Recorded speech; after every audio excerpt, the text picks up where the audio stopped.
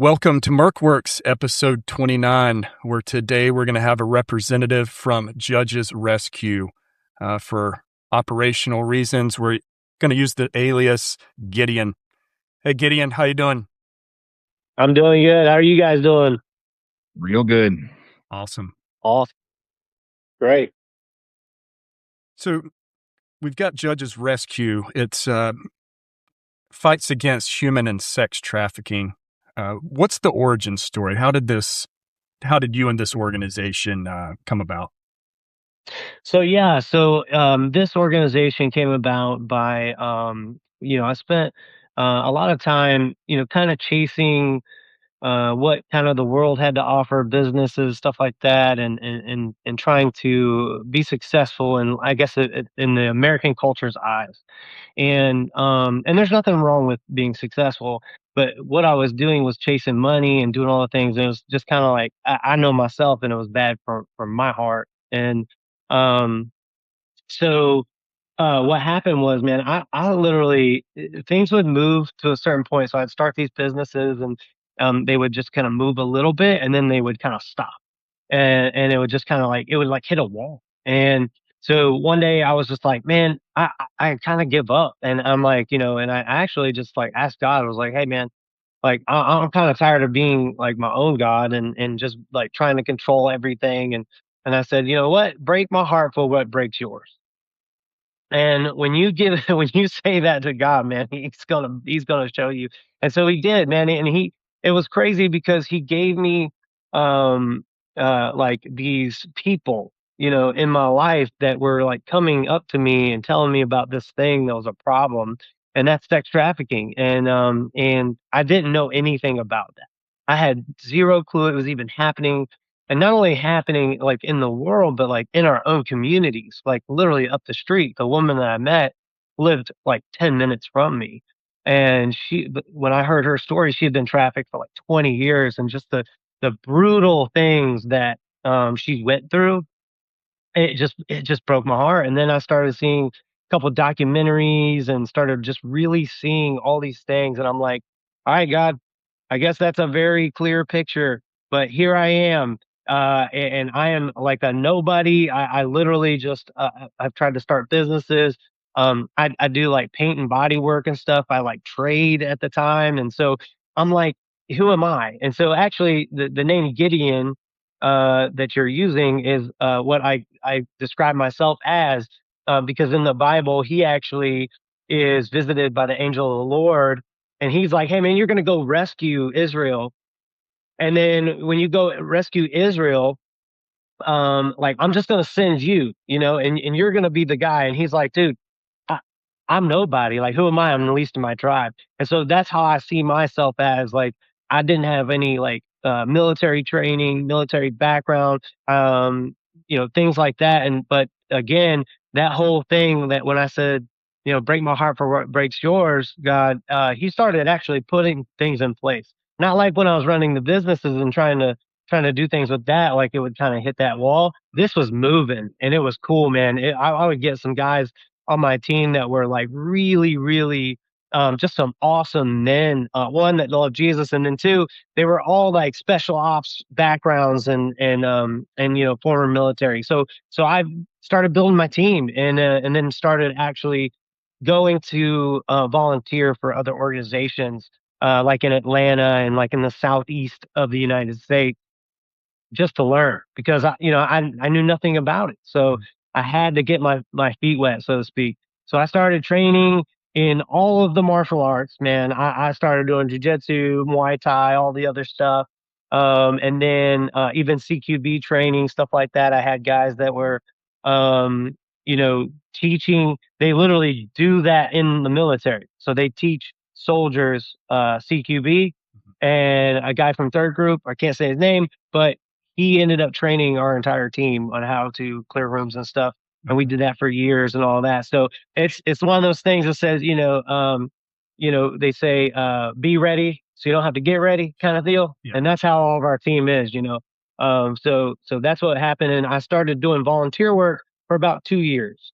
And then in doing that work, what I did was I started volunteering and I went out to these like red light districts and stuff in Atlanta, and I saw this major need for outreach, like talking to these women.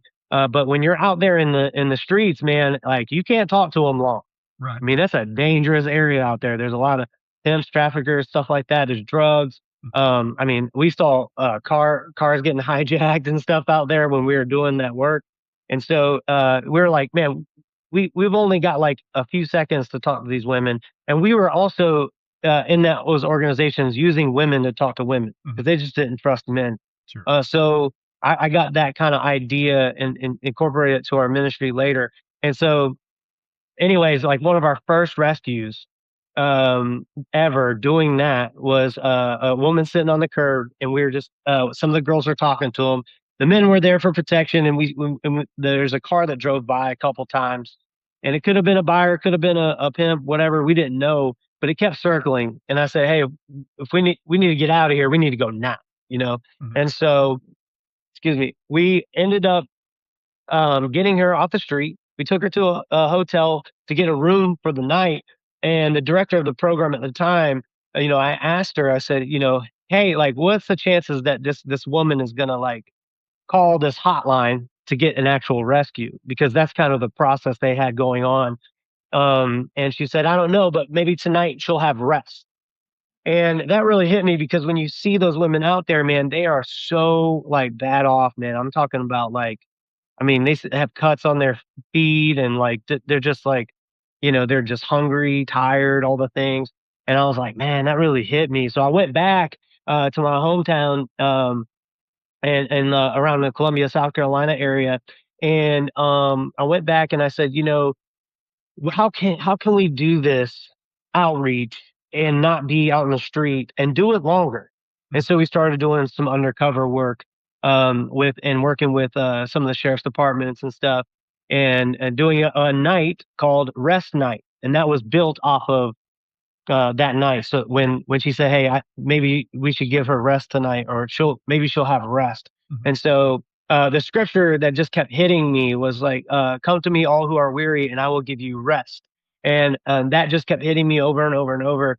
And so I got a bunch of guys together. We started doing this thing called Rest Night, and it was basically us pretending to be buyers Mhm. and we were bringing them in. We had a girl that would come in and do outreach, and then so we'd have a bunch of other guys outside the hotel gathering intel, stuff like that. If a trafficker brought the girl to the hotel, we would get license plates numbers, all this other stuff, and then we would submit it, to the sheriff's departments and all that, so they could start building cases on some of the traffickers, and so it worked out great, man. And some of that stuff is it's really hard to see. It's really hard to hear the stuff that they're going through, but it's really cool to do outreach with them because they just we're offering them food, we're offering pray with them, we're offering them like water and stuff. Those are like simple things, but some of these women haven't had those things in quite a while. Mhm. So that makes an impact. And then after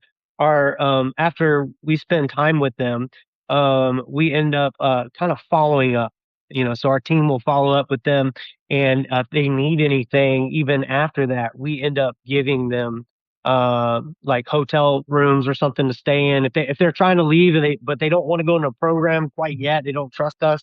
We would try to put them into like maybe a different hotel that they're not being trafficked out of, or like we would send food, like we try to, we'd Uber Eats stuff to them. So thank God for Uber Eats and all that. So we didn't even have to go to them.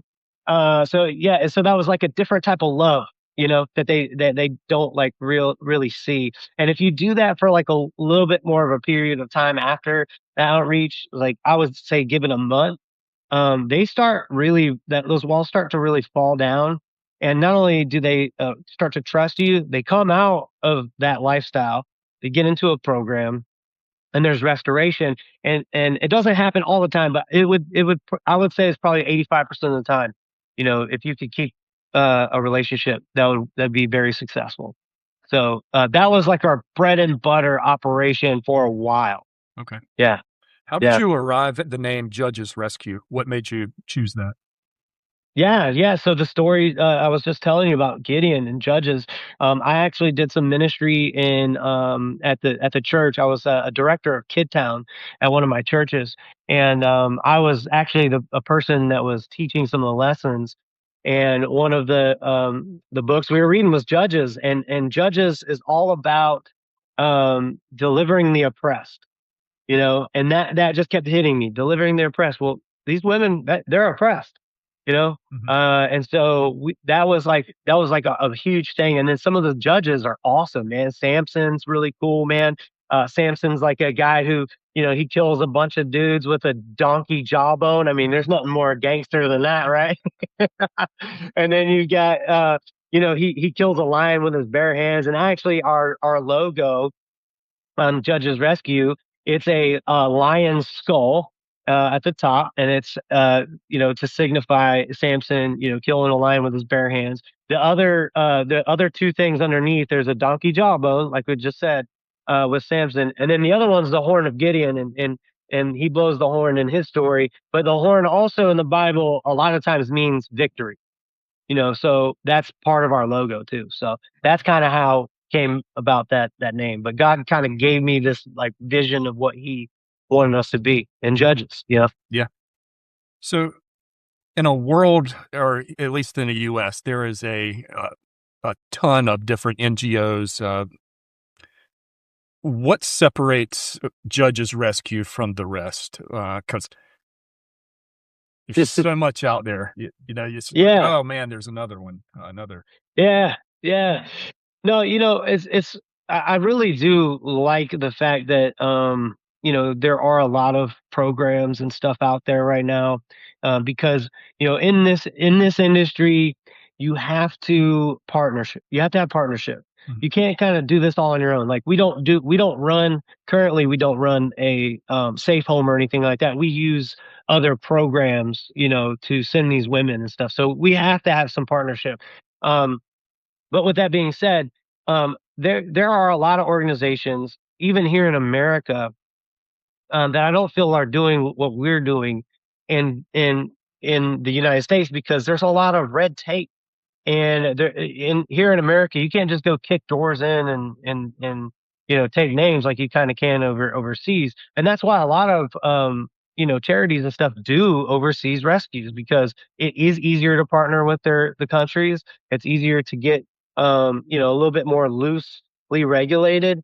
Mhm. And dude, they're doing amazing work over in other countries. I'm never gonna take that away because if you're doing any of this work, I mean, there's millions of people stuck in this. So it's not all in the U.S., but Mhm. we're very focused on U.S. and stateside because it is a huge issue here.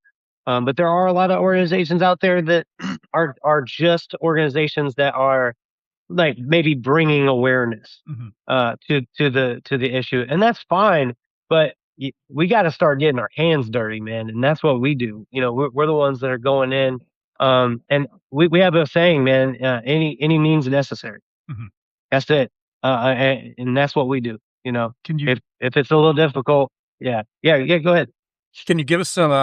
I guess without revealing too much, can you give us some examples as far as like I guess like hands-on operations, like what you're talking about, getting your hands dirty? Uh, Yeah, sure. There was one case that we had. We actually drove 8 hours for this particular victim. I'll call her Sarah for now. And so Sarah, she had some friends that were around her, and we got some intel from kind of an inside person. And so we knew that she was being trafficked, and she was being trafficked out of a hotel room by a very close person to her. And so we got all this intel. We kind of knew exactly where they would be at. So what we tried to do, we knew she was being sold online because they were giving us all the intel. I mean, they were literally giving us her online. It was on like an escort how service. what would the age of this of Sarah had been that if they're trying to is this a kid they're trying to sell or what's No, so she was 24. However, she had been trafficked since 16. And that is the case in a lot of women that are, a lot of people look at it as just prostitution, Mhm. because they're on escort service, websites and things like that, and it's being sold online. A lot of these women that are older, they were taken at a very early age. So these traffickers try to keep them making money basically over years. I mean, they can get like 10 years out of a girl, especially the younger the better for them because they can sell them Mhm. a lot more. The older they get, they kind of like quote unquote time out of that Sure. industry. So yeah, we went down to Florida, and it was a long trip, and the thing was, when we met with Sarah, it was hard, man, because we tried to set up a rest night like I was telling you guys about. So we were trying to be undercover, and unfortunately we could not get her trafficker to answer the phone because it was kind of quote unquote her on the other line answering us, but it was really him. And so I think so we had eyes on the actual place that they were staying in the hotel room. So I had guys at their place, and we had guys at the other hotel that were down the street. And so we were kind of ready for anything. And so my guys at the hotel were like, dude, somebody just came up to the door, and the guy ended up getting drugs, and he got high and he passed out. So I'm like, well, that's our night, man. Like we can't do anything. So I was like, but I didn't come 8 hours to not Mhm. at least try to get in touch with her and try to perform some outreach. So I said, I don't care, man. We're gonna do whatever it takes. If we got to show up at that door and next morning and just knock on it and go. Well, I guess their trafficker left that next morning because we saw we were at the hotel very early again, and that was kind of like our chance. But our inside person was actually with Sarah, and so she was driving. I said, "You have to come back to the hotel so we can do outreach with her and try to get her out." And so they came, and we pulled them over. We just pulled them over. Yeah, and we Like a started traffic talking to stop? him. Yeah, almost like a traffic stop. And so we just actually just pulled up behind him. We don't have lights or anything. We just pulled up behind him. We got out. I mean, my guys are like kitted up because we didn't know what to expect. Mhm. And they go over there and we pull her out and we just start doing outreach with her. And so when we were doing outreach with her, man, that was awesome, man, because that's that time where you get to really tell her, her value and worth and all the other things. And the coolest thing about this story is I gave her some money because in our operations we give them money because we don't want them to go back to their trafficker and get beat up. Mhm. And so we're pretending to be buyers, man. We're gonna pretend to be buyers. And so and then also if you don't give them money and they go back to their trafficker and get beat up, they don't trust us anymore. So that whole month or whatever I was telling you about earlier of that outreach and keeping that relationship going, that doesn't exist anymore. They don't want to talk to you. So you've got to pay them and all that. So anyway, I pay her. I say, hey, this is what you were going to get paid last night. And she looked at me like crazy, man. I mean, she was just like, oh, she was so surprised. She didn't do anything for it or whatever. And so anyway, we did outreach, talked to her, all that. Fast forward later, we end up getting the trafficker arrested. Months later, she's good. She's good to go now. But on the way home from that operation, man, it's always kind of a sad moment because you're kind of like, I really wish I could have just gotten her out right then. Sure. Um, but you kind of know, like, trust the process, plant the seed. There's hope there. And so what we did was well, on the way home, I was driving, and it just hit me, man. God was just kind of like, why was she so surprised about that money and all that? And it was a free gift, man. She didn't earn it, she didn't deserve it, but it was a free gift. And that was just kind of it hit me hard because that's kind of how our salvation is with Jesus, and it almost brought me to tears. But and even there's some more really cool things that go on with her story, and I won't get into all that, but you can see, man, like when we do this stuff, it's the hand of God is on our missions, and when he says go, man, it's like Isaiah 6:8, here I am, send me, and so we just take that posture, and we go. So that's one of the stories. I mean, we've got so many, man, and I could probably fill up, 4 days worth of talking about, just all the stuff that we've seen, all the really terrible things. I will tell you a little bit about this. Is a fairly recent rescue, and this one was the worst one I've ever seen. As a grown man, had me just like my whole paradigm shook.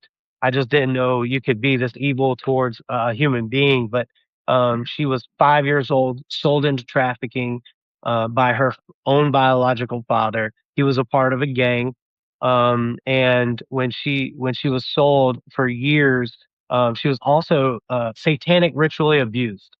And so some of your listeners may not even know what that means. I don't know I what have that means either. and I did it for a while, but I have met at least 3 women that I know that have been, satanic ritually abused.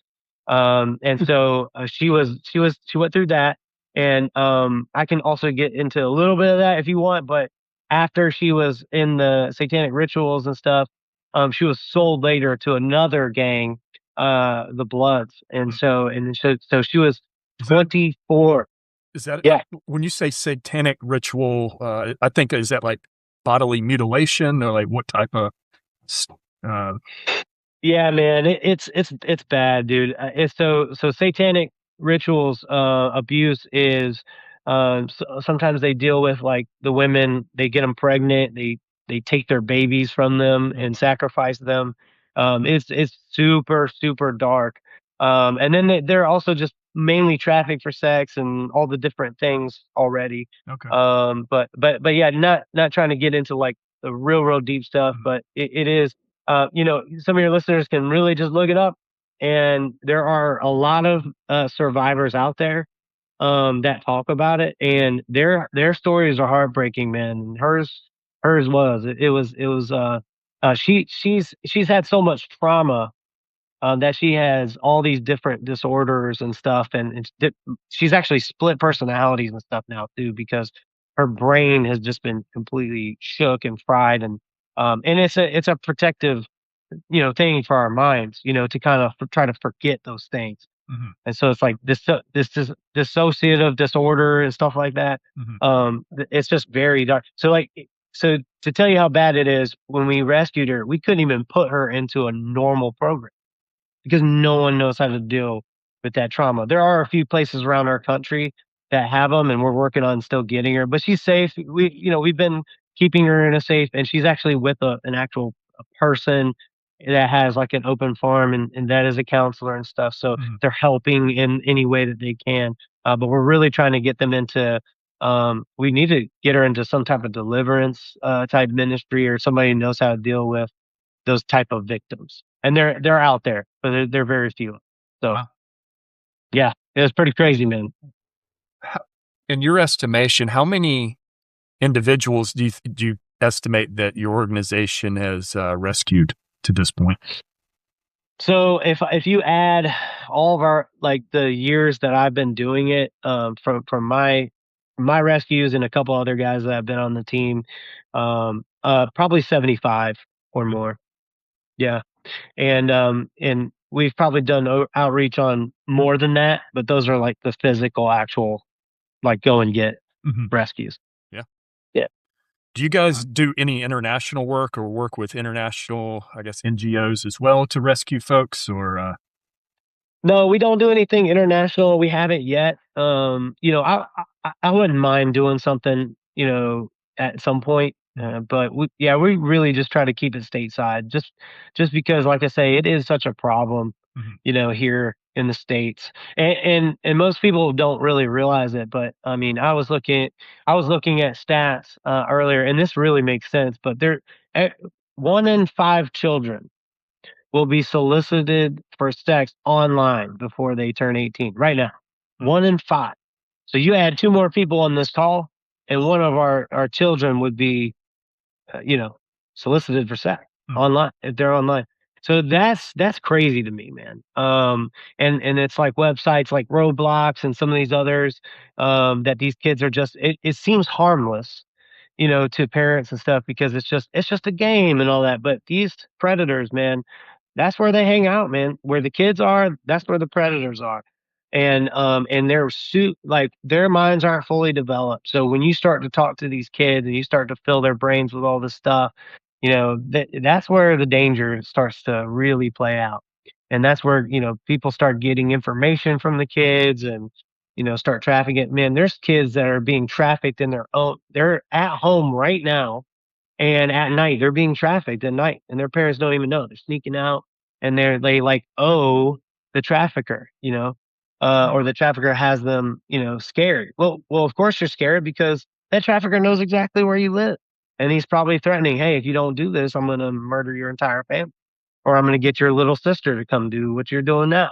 And so, it's just stuff like that that as a parent, you have to just be very, very diligent. And it's not just saying, hey, just take them off Roblox. But like, man, I have had like 3 cases that I know that we've worked where the parents, and these are more personal cases that are close to me. So I'm saying like this is happening literally in your neighborhood, Mhm. in your communities, because dude, these kids are like their parents have them on a strict like, hey, you're only going to be on the phone an hour this week for a whole week. Only on it for an hour, and I'm like, that's great, but when they go to work at Chick-fil-A or do the other things that a 16-year-old does or Mhm. goes out with their friends, they still meet people. And so we had cases where their like phone is like left at home. They go missing and they find another phone, or the trafficker gave them another phone. And so those are things you just got to know where your kids are going, who they're with, Mhm. and then, it's kind of the see something, say something kind of thing, because the one case, the girl worked at Chick-fil-A, and one of the Chick-fil-A managers called the dad and was like, "Hey, I'm a father," and she's talking to like this dude who's outside in the parking lot on her break, and he looks pretty old. Mhm. It's stuff like that, that we can be doing in a community, but parents just don't really understand it. But I don't care about like that. Everyone says, "Oh, I want to be a helicopter parent or whatever." And I'm like, dude, be one. Like, be one, because you Mhm. gotta be, Yeah. you know, especially if they're online, man. You gotta know what's going on. So Do you guys, I guess, do any follow up on like the actual predators themselves? Like once you have them identified, do you, I guess, do you report that or do your own kind of like parallel investigation to like identify more of what they're up to or pass that on yeah, to so law yes, enforcement? so we do try to pass it on to law enforcement. The main thing for us is the rescue. That's the most important thing for us. We do want prosecution. I mean, we think that is important because you got to start scaring some of these men. You got to really like put the fear into them, and give them a slap on the wrist or giving them like community service isn't going to do it, man. Mhm. And so that is we do the cases, we will submit them, and sometimes they get arrested, sometimes they don't. Like I said, the one in Florida, we got arrested. He had a prior rap sheet too. That was easy to do Mhm. for him. He's just not gonna be do well outside of jail in general. So he's got a lot of drug charges, all that stuff. It was very easy to get the sheriffs and stuff involved in that. Mhm. But that's not our main focus. But we are trying to kind of work in that side though. Like we would really like to start doing some like setup of to catch a predator type stuff. Yeah. We would love to do that, but the problem is online, there's a lot of organizations or people that do that, Mhm. and unfortunately, some of them like, look, I mean, I'm not gonna say that it's like I'm opposed to it. Sometimes they like beat up the guy or whatever, but that doesn't bode well for us and like actually getting the arrests and stuff, Yeah. because sheriffs and stuff now are like, are you guys like catch a predator? Like, no, no, we want to work with you, and so it's really hard to get your foot in the door with stuff like that, and get prosecution. And then sometimes with certain law enforcement, they kind of run a lot of the online stuff, Mhm. and you have ICAC, which is like the Internet Crimes Against Children and Yeah. stuff. They're running a lot of their own stuff, and so we do have some tech and all that we can kind of help with some of that. But for the most part, we build a case and we have it, in case we need to go back to it, or there's like other holes in that case or whatever. Like we do believe maybe they have more than just one girl or whatever. we will try to revisit that, maybe even put eyes, surveillance and stuff, Yeah. on that kind of stuff. But yeah, we're mainly over the physical rescue. That's Okay. kind of the most important thing for us. But yeah, we'll go after. Well, if it's a layup, man, we're gonna submit it. Sure. Nice. Do you know how that show To Catch a Predator ended? Yeah, I think it was, didn't like one of the children or something like commit suicide or It something was like it that? was a school principal. A school principal showed up, turned around and left, and they cops were chasing him, and he went home and he killed himself right on the show, like in the Yeah, house. You could hear it go off, and yeah, that's how it ended. And it's like yeah. that should have been a ratings boost. That's a ratings boost. Well, yeah, man, that's the crazy part. I knew it was something Yeah, you're right. Yeah, yeah, suicide. and someone said something too that like they had heard a lot about that, like where kids would go to school and their like dad or something was like on TV. And you're like, "Oh gosh," like, and for that kid, you feel sorry for the kid because they're getting made fun of and stuff like that, and I almost think that, like, maybe they try to hurt themselves too or something. But anyway, I thought that show was, like, great. I mean, Chris I Hansen love come that back, show dude. too. Yeah, I love that show. That's some top notch late night TV watching. Yeah, man. I think they I think that's really maybe like our first introduction to, as a society, sure. like these predators, these child Yeah, predators, which I always thought was interesting. And then watch them, they're always like, lame dudes or whatever for the most yeah, part. But the yeah, surprise on their face when they showed up, yeah, to watch yeah, somebody immediately change from the bully, because he yeah, was walking in, this guy's sure. walking into a 12-year-old girl or boy or whatever they're going after. They're Yep. walking in with the chest stuck out, and as soon as they see people, they're like deflate down Oh, into this yeah. little nematode that they have. Oh, yeah. Yeah, yeah. And I Have y'all thought heard maybe of that's Craig? like the greatest benefit. Yeah, man. Have you heard of Craig Sawyer? Uh-uh. Was he a That's military, like, SEAL or something, or He was ex-SEAL, man. He's got a pretty cool documentary where they set up, you know, pedophiles and stuff with the sheriffs, Mhm. and they rent a house or whatever. They set it up, and his like little daughter was like Debate. the little girl, the bait, yeah, so to speak. Yeah, same thing, man. They show up and they're just and these are dudes that like is a school teacher, retired old man. Yep. Some are actually retired, or military, like our own military that have kids that are like the same age as that girl that they were like coming to meet, which Mhm. like say was like 12 or something like that.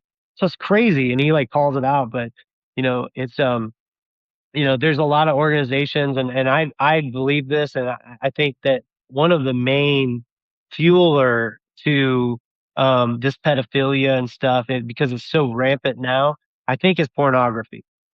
Because when you look at when you look at like drugs, so to speak, when you start doing drugs and all that, you always go for like the next high, right? It's like you just start doing some marijuana, whatever, you do something else and it gets you a little bit higher and then you just kind of go to the next level because that other thing doesn't do it for you anymore. And then before you know it, man, you're spiraling out of control. You're a drug addict. You're high into it, man.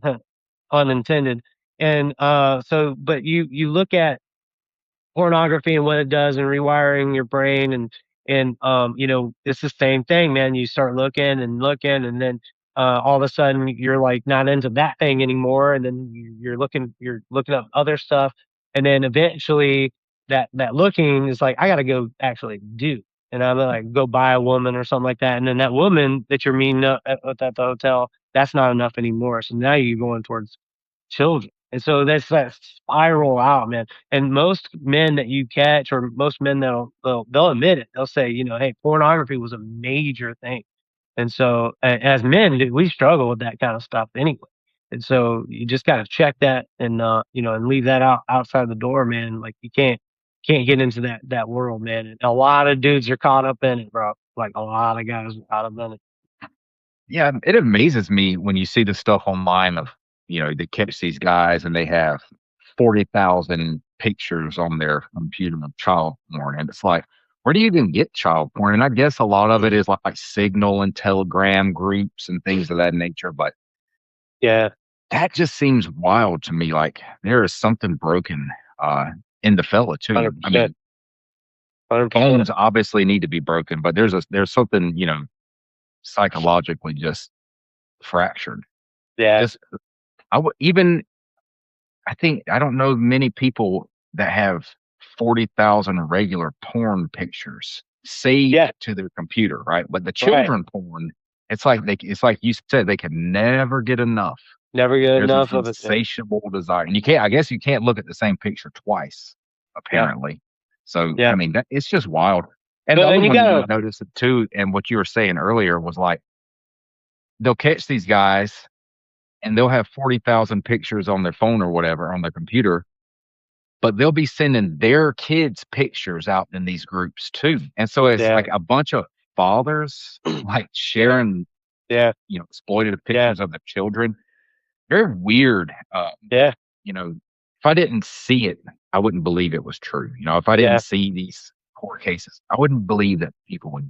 It just seems Yeah. off, which makes me Yeah. think like your battle is going to be so ill, because I can't even Yeah. imagine the adversary, Yeah. much less face it, right? So Yeah. yeah, it's a No, very, very crazy thing. that's a great point, man. And I'll actually right now, that's a great segue to the statistics, because the Mhm. statistics, when you say that, like, it is an overwhelming battle, because when you are dealing with this much, when you're a small organization like we are, we're not very big. We've got, we don't have anyone on salary. Everything that we get donated goes towards operations. It goes towards, safe homes, or, actually handling business.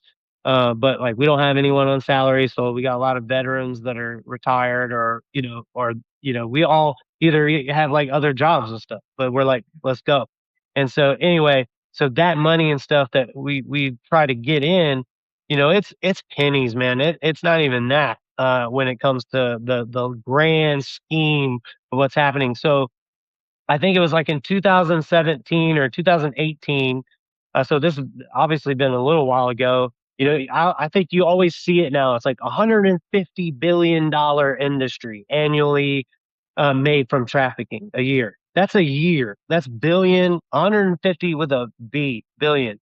That was in 2018, 2017 area. Okay. So less than 10 years, it has gone up 86 billion to now 236 billion-dollar a year. Again, that's not all time. That is every year Mm. that these kids and women are being sold. And so, dude, I don't even know if people realize this, but I was like 236 billion. I feel like we just don't fathom it. But so I looked it up and I was like, dude, what is that like over time? So I looked it up and I said for like 200 years. I said, how much would you have to spend for 200 years if you spent every day? Like what amount? $3.2 million every day for 200 years to just even get rid of that money. So that's per year though. And so that is like the statistics, but it's estimated. And so they think it's actually much higher. They think it's like 498 billion. So that's like almost double that. So you're looking at that, man, and you're saying, how do we even fight this, man? Like, I really, I'm looking at the problem and I'm like, we're doing good stuff, we're doing good work, but even like government, state, stuff like that, they try to fund against trafficking. But when you're only putting like a couple $1 million here and there, man, that's still not touching this problem. It's not even making that much impact. I mean, these safe homes and stuff that people run, I mean, it costs so much money just for one person to live there and go through a program. Because if you get someone out of this lifestyle, dude, they need a lot of work. They need a lot of counseling. And even to get back to some form of normal, I don't think they ever really become normal because they even say that the average victim has been raped over 7,000 times. And so that is a lot. And so you got to think what that does to their mentality and their psyche. So I have a friend that runs a program in Augusta. She does rescues with us. She does outreach with us. Um, and she has all this information about what it takes to literally bring in these women and stuff. And it's crazy, man. Like just think about like you in general. Like just think about anyone sitting there listening, like, what does it cost to feed myself? What does it cost to, like, get medication? What does it cost for, just to live nowadays? And Every so month. you're yeah, more every month, yeah. And so and for them, it's even more because again, you have this trauma, and a lot of them are sick, or they have all these ailments that, like, they were never taken to a doctor, and maybe they were shot, stabbed, all these other things, and it's like they've have these ailments that have just riddled them for years, and they never got fixed. Diseases, all sorts of stuff, man. I met it. We had a rescue with a girl. She had a staph infection so bad it ate into her brain. When we rescued her, we were supposed to take medication from her because they can't have medication in the safe homes because of drug, stuff like that. And she said, "I need them because I have seizures." And we asked her why, and she said, "Yeah, I was in a house with a bunch of other women, and we were all sleeping on the floor, and I got a staph infection." Excuse me. Isn't that crazy? That is But insane. stuff like that, man, you got health stuff. You got to pay someone to come in, not just a counselor, but maybe someone who can distribute medicine or like a nurse, things like that. And then you have to clothe them. You have to do all the stuff. So there's a lot of really cool safe homes out there that do really well. They get a lot of donations from people. But also, if they only have like a 5 room limit on a home, and that person has to be there for 5 years, none of those rooms are going to open up Yeah. not anytime soon. So now you have these safe homes that are full. And so that's an issue we're running into now also, is that there's just a lot of full places. Yeah. What social media presence do you have if people want to follow your work or if people want to donate, anything like that? Any media outlets that you're utilizing right now? Yeah, so I'm not a big social media guy, man, but we do have an Instagram. It's just at Judges Rescue. We use that mainly to kind of promote some of the stuff. And then we have our website, judgesrescue.org, that we put stuff on. That's pretty much the extent of social media. We kind of wanted to do something just to show people that we're doing work, but that's kind of it. What what does Judges Rescue need to be more successful? Well, so for us, we do really well with what we have. Mhm. And but we are looking into some safe homes and some locations. We are looking at a large building, large facility, 217 acres or so. Whether we can do it or not, I mean, it is a lot of money. It's a lot. It's already built. We just have to go in and do some stuff to it. But we'd love to do a program, and so that costs a lot of money. So if we can do that, good. But if not, we're still going to rescue. We're still going to do what we do, and so we'll still make partnerships. We're still going to get people out when we can. So I guess when I was asking, I mean, do you need human capital, money? What is it? What is what would be the number one thing on the list of your wants, not your needs, but your wants?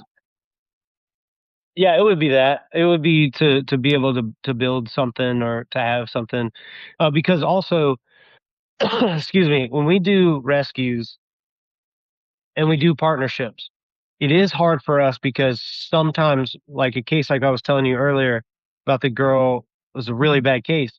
You can't take her anywhere. We don't have anywhere to take.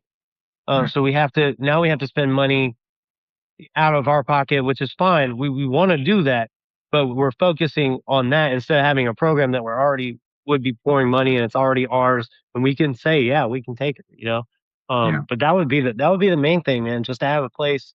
Ability. Even if we can just like raise enough money to have a house like for a staging spot, you know, Mhm. before we get a program. So Okay. like a So, five like, bedroom or facilities something or like what? that. Yeah, Facilities. facilities. Yep. Yeah, Okay. facilities for sure. Yeah, thanks for asking that, man. I appreciate it. Yeah, Yeah. that's a big thing because gear wise and stuff, man, we've been really blessed and like having some sponsors and stuff that come in and just give plates and stuff. We got some Navy SEAL dudes that Sean Matson, I'm just gonna throw his name out there because he's awesome.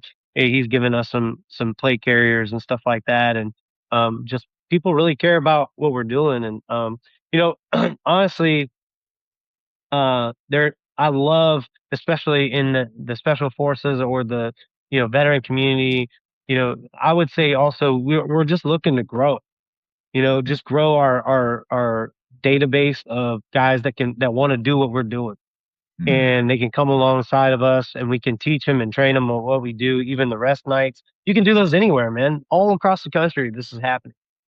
So like we honestly we need men to kind of get off the couch, man. Get off the couch, brother, and get in the fight, man, because that's the main thing. And everyone has a part. It's like a body, when we talk about the body of Christ and all that, and like everyone has a part that functions. And we need smart people. We need tech dudes, man. I'm not a tech guy. I just go in and do the thing. I like choking people, man. I like doing the other stuff. yeah. But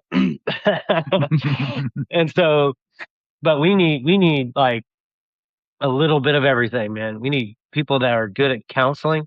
We need women even. We need women to do outreach. We need women that aren't afraid to just go in and talk to somebody, and they're safe anyway because they're surrounded by a bunch of dogs, man, and those Mhm. guys are ready to rumble. So, we just need like volunteers, people that just want to step up, and then, financially, people want to give. That just allows us to do more. It Sure. allows us to go to Seattle or something like that and go train. I've got a group out in like Washington that's dying to work with us and stuff, and I'm just trying to find time to go out there. But we're gonna try to go out there. They've got like a team of like 5 or 6 dudes, and they're really really solid guys. And we just need to do a couple of rest nights with them, show them what we do, and just let them emulate it and let them lead it out there in their area. Mhm. And but we need more of that too. You know. That's awesome. Good stuff. Yeah. And Yeah. Absolutely. we will put Mm. your website, judgesrescue.org. We'll put that in the show notes, a link to it, Awesome. along with the Awesome. Instagram at Judges Rescue as well. Awesome.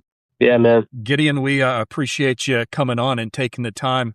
Any, I guess, parting thoughts or words for everyone? Yeah, man. I do really feel the conviction of to get out there and to reach other men and because honestly everything that happens in our world that is like bad is because men didn't stand in that gap, you know, and they didn't, do what they were called to do and protect and provide. When you have fathers selling their own kids, man, we're in a bad place. We're in a bad place. So it's just time. I just challenge all men, dude, every single man. Like you don't have to, dude. I was Gideon, dude. I was like, who am I? I'm the least of these, man. And I just need men to step up and say, hey, man, I can do something. I can open up my pocketbook, dude. I can volunteer. I can do outreach. I can promote. I can do all these different things, man. But through all that, man, I just challenge guys to just get involved, man, in any way, shape, or form. Yeah. Because we're losing this battle, man. This is a bad. We're getting black eyes left and right, man. With this whole thing, and cartels are getting worse. People are infiltrating, different areas. I mean, we deal with that too. I mean, those are some scary stuff. But the reason they're running is because guys aren't fighting back, man. We're not pushing back, and so I need guys to do that, and that's all. That's all I need. Guys to get in the fight. Awesome Like that. stuff. It Yeah, looks like brother. you're doing some good stuff out there. And again, we Yeah. Thanks. appreciate you for coming on, taking time out for our Upstart podcast. Yeah, brother. You're welcome back anytime for sure. For sure. I know I got some stories. If you guys want to hear more, you just let me know. Absolutely. Absolutely. Yeah. Well, that's going to I'll end it. I'll Go ahead. I'll connect you. I'll connect you with some of my other guys too, man. They got some of the guys on my team, man. They got some cool stories from back in the day, serving and stuff, and with us too. So yeah, Love to I'll hear it. connect you guys. Love Yeah. to hear him. Yeah. Love a good story. Yeah.